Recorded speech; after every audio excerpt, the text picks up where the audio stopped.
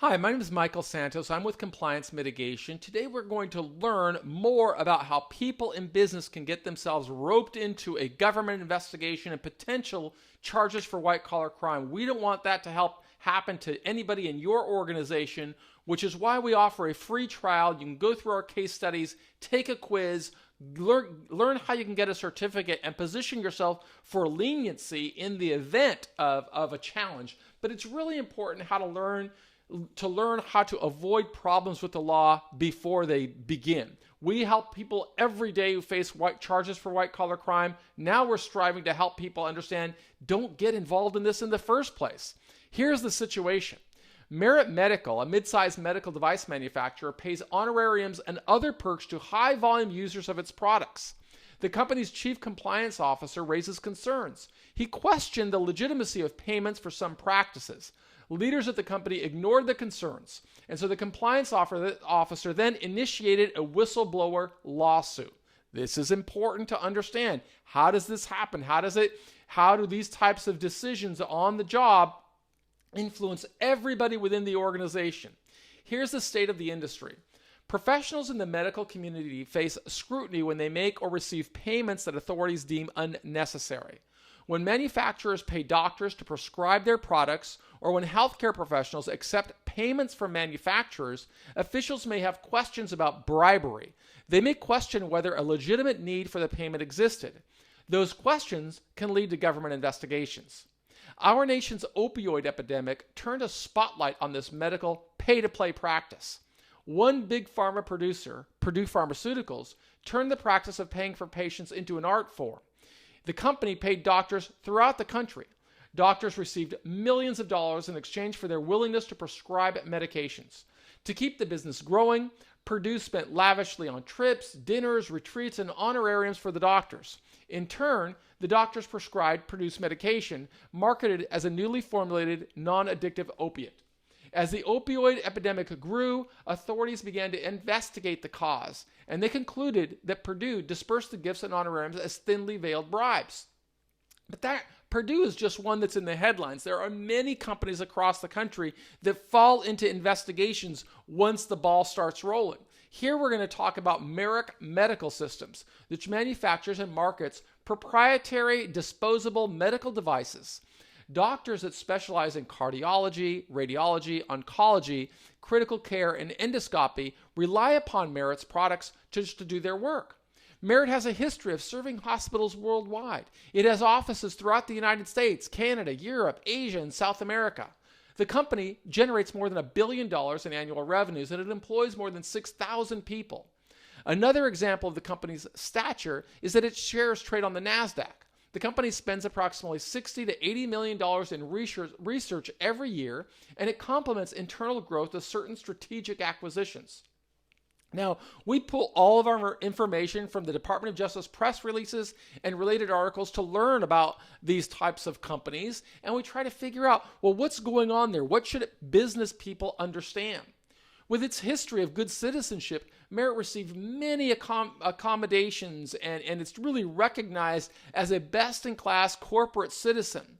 So one would think that a company that has so much distinction is not going to find itself subjected to a government investigation and problems with the government. But that's really not the case. In this situation, authorities began to investigate whether Merit paid kickbacks to induce doctors to make use of its products after its chief compliance officer, Charles Wolf, who's a non-practicing medical doctor and an accredited healthcare compliance professional, lodged a whistleblower complaint with authorities.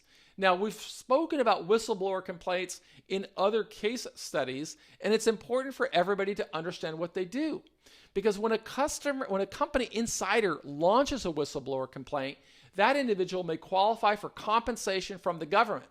If the government brings a case and the case results in a monetary fine or a settlement of some sort, the whistleblower may receive compensation, which is a percentage of the monetary amount. And when these percentages, when these monetary fines, when we measure these monetary fines in the tens of millions of dollars or hundreds of millions of dollars, those whistleblower incentive fees can amount to millions of dollars for a whistleblower. And so that means that people on the job have an incentive to launch a complaint. And this can just bring a parade of horribles for the company and many of the people working there. So it's important to protect against these things. Well, Mr. Wolf claimed that Merit induced doctors to buy its products.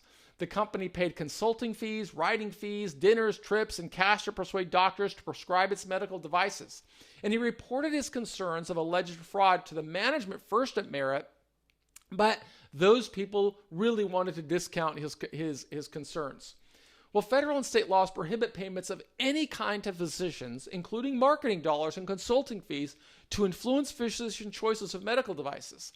Now, the important thing to recognize here is it's not only medical professionals who have to be aware of these types of crimes, because even we've represented people that were in the marketing profession, and they were in business of bringing patients to doctors, and they would get paid in exchange for every patient they delivered.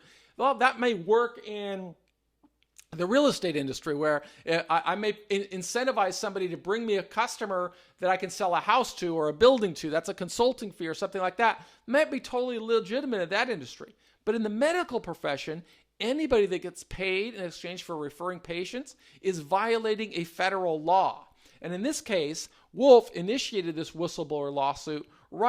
He initiated under the False Claims Act and the Anti-Kickback statute, alleging that fraudulent schemes involving illegal kickbacks to doctors to use the company's advice was something that Merit was practicing. 29 state attorney generals joined in the original lawsuit that was filed in New Jersey. And in March of 2020, the U.S. DOJ filed a notice to intervene in the case after a 4-year investigation. That investigation likely cost millions of dollars and caused numerous people in the company to lose sleep at night with the high stress that comes with government investigations. The lawsuit alleged that Merit paid high-volume users of its medical devices, such as doctors and other medical professionals. Further, the suit accused Merit of paying consulting fees. Such payments occurred over a span of 6 years. The company disguised millions of dollars in payments as being educational in nature. Yet the lawsuit claimed that, in reality, the payments went to physicians and clinical workers to induce hospitals and other doctors to purchase additional equipment, supplies, and products from Merit. The lawsuit further claimed that Merit management joked about compliance and came up with a numeric system to discuss how risky a proposal to doctors might be. They rated proposals on a chili pepper scale of 1 to 3 in terms of how much heartburn a particular action would give the company with respects to guidance and ethics. That's just foolishness. People that engage in that kind of behavior have to be thinking about how will that look in the eyes of a government investigator or a prosecutor. The company fought the allegations for years, burning through millions of dollars in legal fees. And when the DOJ joined the lawsuit, though, the company acquiesced. It's one thing to fight a whistleblower lawsuit and state allegations. When the DOJ gets involved, the stakes become much higher. Well, Merit settled the lawsuit by agreeing to pay $18 million. The company's press release indicated that the settlement agreement did not constitute a finding of wrongdoing by Merit or its management, and they even expressly recognized that Merit denies the allegations. Well, here's our recommendations. The Department of Justice offers clear guidelines for companies that want to avoid government criminal charges. We recommend that company leaders review those guidelines before they become a target. If company leaders understand the factors that prosecutors will consider, they can create company-specific policies to avoid problems with the government. In this case, the company had many positive attributes, yet it failed to generate widespread acceptance of those principles of compliance. And the compliance officer became a whistleblower against the company. To minimize risk for such problems, we recommend that companies get team members to go on record with regard to the training that they received and their recommendations to improve. If an employee has a problem with training, then the company should document that in a cloud-based system and show what response did the company make. If it's doing the right thing, fine, but you've got to document it and protect yourself against whistleblowers and against allegations of any type of misconduct. In this case, it cost Merit $18 million plus likely millions more in legal fees. We want to help people avoid that. That's why our team at Compliance Mitigation has brought together a team of subject matter experts to really help companies assess the risk from the perspective of people who have gone through a government investigation. Our motto, we did the time so you won't have to. Visit us at Compliance Mitigation and take advantage of our free trial so that you can position yourself for leniency and better compliance. I am Michael Santos, and we hope to hear from you.